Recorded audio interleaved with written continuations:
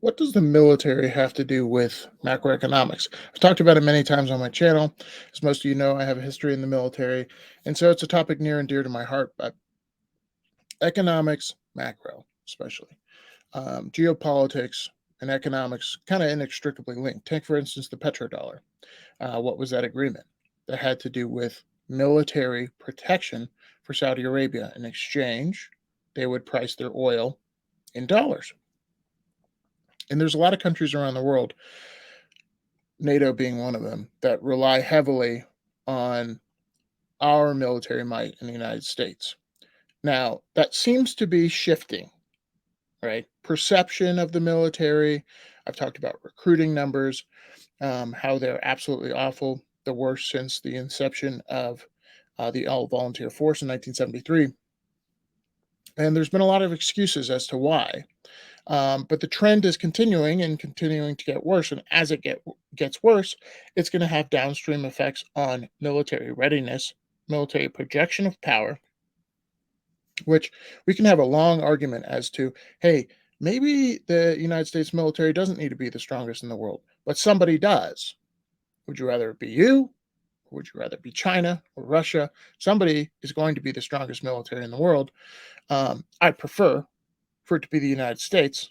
Um, and it's trending in the wrong direction. So I want to take a look specifically at this the study from the Heritage Foundation, nonpartisan, that had a bunch of retired generals and I think a congressman or two who studied why there's such a retention issue, why there's such a recruiting issue.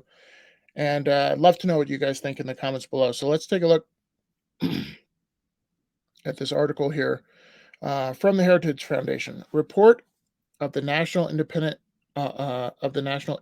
Panel on Military Service and Readiness. So I'll link this in the description. It talks about methodology, background, and how they went through this study. But here's some of their findings. The problem fundamentally at risk is the warrior ethos in the U.S. Armed Forces. I've said before, the military, when you find out it's not ready, is during wartime. Right, you can kind of get by. Like majority of the military, the job of the military is to train for a day that hopefully never comes. And if it does, and behind the scenes, the politicians and maybe voters didn't know that it was slowly degrading, then you find out it wasn't ready the whole time. Okay, so what is the warrior ethos? They go into this. There is no single definition of the American warrior ethos, but it is core. It at its core, it binds warriors to one another and to citizens in whose name they fight and serve. So it is something bigger than yourself. In other words, you join the military to serve. Again, we can have a long conversation as to does the military do some bad things around the world? I would agree. But at its core, it is an act of service. So it requires self sacrifice. For the reading, it is grounded in values such as courage, honor, and self sacrifice. The ethos reminds warriors of what society expects of them and what they expect of themselves. I've asked this question before, but what stops um, if you can get away with it? What stops somebody from doing, like, let's say you could sell secrets or whatever. What stops you from doing that if you know you could get away with it, make a lot of money? um, is kind of that warrior ethos, like why you're doing what you're doing. Now, I asked the same question to Congress and the Senate and stuff. What stops them from cheating, from benefiting from their position, selling influence to lobbyists, etc.? It would be that same kind of self-service act of sacrifice. I'm here for this, not for me. Um, some of them are richer than they should be. I'll leave it at that. All right. Uh, Back to the article here. The panel aimed to identify those social and environmental policies imposed on the U.S. military not to improve military readiness, which I've talked about this before, which is the ability to fight around the world. Our posture. Do we have the manning? Do we have the equipment? Do we have the contingency plans to affect war in certain areas of the world, to improve military readiness or lethality, but instead to advance progressive ideological goals, which are in turn leading to reduced readiness. Now, that's somebody's opinion, right? Um, I would say, from my perspective, I see it. I see it every day. But there's a lot of people that disagree. They're like, oh, no, no, no, no. There's a recruiting problem because people aren't in shape. People are on prescription drugs. Magically, it happened 2 years ago, but you know what I mean? It wasn't like this trend we've seen for decades. So, further reading, poor recruiting success is an early indicator. While there are many indicators of the looming problem, the current military recruiting crisis is the most salient.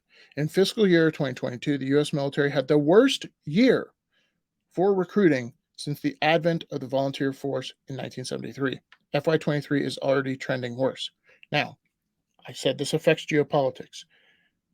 Your impression around the world of military strategic readiness, it's not just recruiting, but it's this big, like, what are you capable of doing?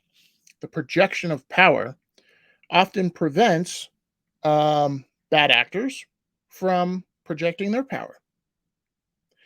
And maybe if you have a friend in need, like Saudi Arabia and NATO, if they see, hey, maybe this wasn't a friend I thought, the United States.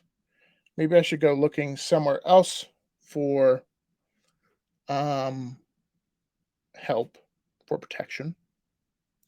If you don't project that power, they might do that. Oh, wait, they are. Okay. For the reading, other services are also experiencing problems. The Marine Corps, Navy, and Air Force normally start the fiscal year, which starts in October, with as many as half of their recruiting goals already recruited and contacted by October 1st. Those percentages were off by as much as 50% for this year. Even the military academies are impacted. Applications to the Air Force Academy dropped by 28% for the class of 2026. So, what is with this parabolic rise? Not a decline, but a parabolic rise in people not wanting to join, not wanting to even go to the academies. The Naval Academy saw a drop of 20% and West Point 10%. One of the reasons for the decline in recruiting is low unemployment, 3.4% in January 2023. Another factor is no senior members of the Biden administration, other than the service secretaries, are actually asking young people to volunteer to serve their nation. But one might ask, have we ever had low unemployment before, and what was the recruiting back then? If that's one of the reasons, what's with the parabolic rise? For the reading, but all these factors cannot fully explain the problem, as similar conditions have been present in the past and recruiting did not fail so badly. So it is clear today fewer young people are interested in pursuing the military service. The question is why? A lot of you can kind of probably intuitively answer this, but this, like I said, this paper kind of lays out, the study lays out what they found. In February 2022, Pew Research poll reported that the percentage of Americans who had either a great deal or a fair amount of confidence in the military declined 9 points between 2020 and 2021. What happened in 2021? Afghanistan withdrawal.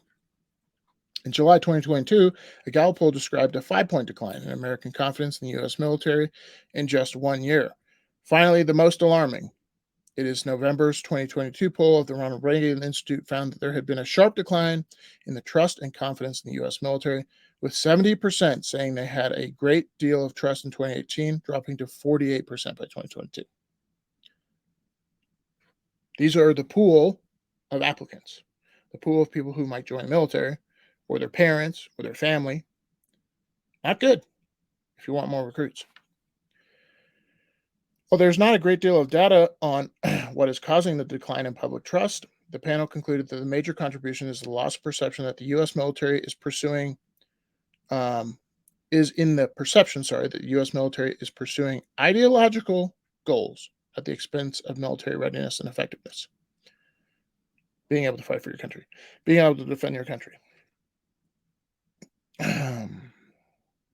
Some of these policies that people said, as far as ideological goals, drive to indoctrinate service members using hermeneutical methods rooted in Marxism, i.e., critical race theory, introduction of distinctly partisan policies on issues such as abortion, instruction to promotion boards to consider the need for diversity, and advocating for racial preference in military officer accession programs. Reducing, and by the way, military as a whole, compared to population, is majority minority. So, overrepresented minorities in the military compared to population is what I'm trying to say. It is probably one of the least, is probably one of the most integrated places you will ever see in your life. And one of the unique qualities to the military is you take all these people from different backgrounds, put them in the same uniform, working towards the same goal, and you become friends with people you would have never talked to in your entire life because you wear the same uniform, working towards the same mission. Other things, reducing physical fitness in order to level the playing field so that more women and other groups can meet the standards. What was the standard there in the first place? Why was it there? So if it shouldn't exist, that's fine. But if you're lowering it, reality is here, which is warfighting is hell. Warfighting takes physical fitness. Warfighting takes certain mental aptitude. If you lower that, when do you find out the consequence of that? During war. Relaxation of standards in career fields or military enlistment to promote equitable outcomes, to push to prioritize environmental ideology as opposed to necessary environmental stewardship over warfighting. Biggest threat to the U.S. military, global warming. That guy's shooting at me. It's global warming, idiot. It's and thereby siphoning resources away from military readiness. Here's a poll. These are people in the military today. Active military members concerns over politicization. To what degree have you witnessed a growing politicization defined as becoming political in character as opposed to neutral of the military? 68% said somewhat or significantly. This is a poll of active duty service members. To what degree are you concerned about the growing politicization of the military? 65%. 65%. To what extent would politicization of the military impact your decision to encourage your children to join the military? 68%. I'll tell you, one of the reasons I joined the military, one of the reasons a lot of people join the military is because their family told them about it.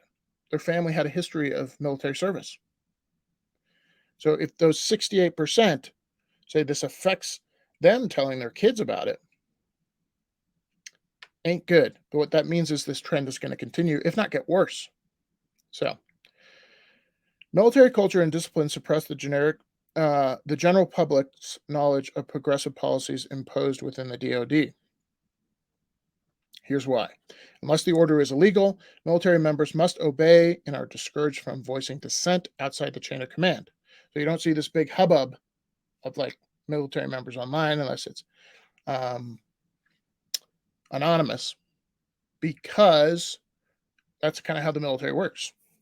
You listen to your chain of command. When academy cadets, midshipmen, or service members report such policies or programs, even anonymously, they place their careers at risk. Is military retention the next crisis? This means people who are already in, do they want to stay in? It costs money, a lot of it, to recruit a soldier, train them, get them up to speed on their job. And if after 4 years or 6 year enlistment or 10 years, they're just like bouncing, or as soon as people hit 20, they're bouncing. So there's not a lot of continuity. There's not a lot of expertise. That's another problem in and of itself. There are indications that retention, the voluntary decision for service members to remain in the service beyond their initial enlistment or service obligation, is beginning to experience the same challenges as recruiting. The Navy has stopped early discharges. It increases incentives for sailors to remain in the service, and recently erased all records of past physical fitness failures. So they're getting desperate. As time passes and service members become more disillusioned by the state of the military and its leadership that lacks an overall guiding principle, retention will likely degrade. Indeed, the perception that non warfighting missions are distracting senior military leadership may alienate experienced, skilled, and knowledgeable warfighters, incentivizing their early departure, and for those that remain, dampening their enthusiasm and contribution. So, here's the panel's major areas of concern. DoD's sweeping embrace of diversity, equity, and inclusion ideology, which on its face, you say diversity, equity, antithetical to excellence, because how can it be equal and fair at the same time? Meaning everyone has the same opportunity, and then we promote the best. Can't be both. Which obviously has its own set of problems. Number two, an enormous diversity, equity, inclusion bureaucracy, hiring more people, spending more money. Basically, as you join the military, it's like working in the HR department at Apple. You're like, what the heck is going on? I thought it was going to be shooting guns. And they're like, no, surprise, you are an oppressor. It's like, okay, all right. Number three, blatant support of partisan purposes within the DoD. The military has notoriously been apolitical. That's the point. Number four, searches for extremists and racists in the military based off presumption of guilt. Presumption of guilt. My experience, never seen it, but doesn't mean it doesn't exist. But the witch hunt of McCarthyism in the military is kind of off-putting to a lot of people. Number five, senior leaders' prioritization of non-warfighting issues, things like ESG, DEI, things that aren't what the military's mission is. Number six, lowering of standards in the pursuit of a level playing field. I think, yeah. And number seven, pursuit of green agenda at the expense of warfighting. Number eight, the medicine mandate. A lot of stuff to take in. I don't like this trend. I agree with a lot of the things they're saying. I see it in the military today. A lot of people in the military want to leave. And they feel that the military has changed drastically last 2 or 3 years. But how does that affect you as a taxpayer, as a citizen around the world? United States military for the last 70, 80 years has been the world dominant military. Somebody's going to do it. Somebody's going to be that. The same time we're having this recruiting crisis, we see top level DoD officials saying that China is on the rise and they're going to outpace our military by 2050, potentially sooner. You want people in the military who want to serve. You want people in the military who feel a purpose behind what they're doing. Because, like I said before, when it comes down to honor, commitment, integrity, loyalty, patriotism, if those things aren't there, what happens when the decision is, hey, I can cheat, I can get rich, I can screw over my buddy, I can screw over my country, because I'm in this position of power or I have access to those things or the ability to do those things. If there's no patriotism, no loyalty, none of that, no purpose behind service, who's going to be left? Not going to be good, my humble opinion. Love to know what you guys think in the comments below. Do you think the military and the military might affect geopolitics and economics the way I do? Do you think this trend's going to continue? And yeah, love to know what you guys think. I'll see you on the next one. Peace.